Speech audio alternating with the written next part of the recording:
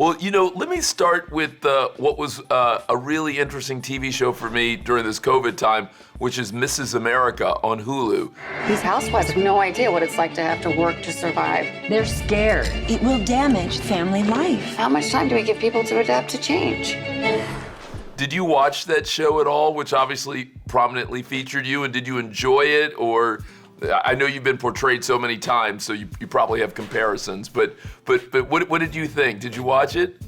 I wrote an op-ed about it. Eleanor Smeal and I wrote a joint op-ed about it because probably no fault of the actors but definitely the showrunners knew because they had got in touch with us beforehand that the fundamental premise was wrong.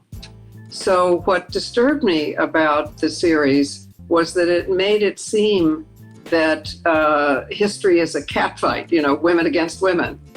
And though, yes, there were a minority of women against the Equal Rights Amendment, the huge majority, now it's 90% of women in favor of it, we still don't have it.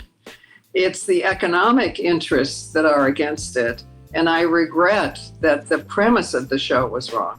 As I'm starting to think more about the show, and so this is kind of a different point, but one of the things I saw in the show, and you tell me if this was true, was that there was a really rich set of female leaders in New York City and in and around New York City in particular in the 60s and 70s, almost kind of in the same way Silicon Valley has gotten filled with entrepreneurs and venture capitalists. It felt like when I think about yourself and Shirley Chisholm and Bella Abzug and Betty Friedan and other people that New York City had, was that right? Was it disproportionate, that kind of leadership?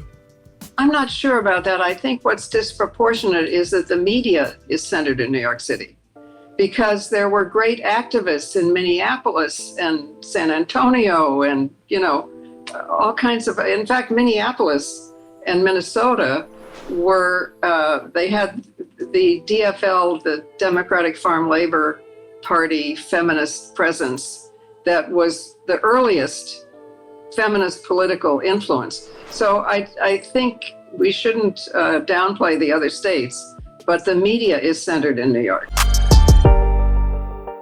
Hey, tune into the Carlos Watson Show. It's like no other. You're going to enjoy it every weekday on YouTube.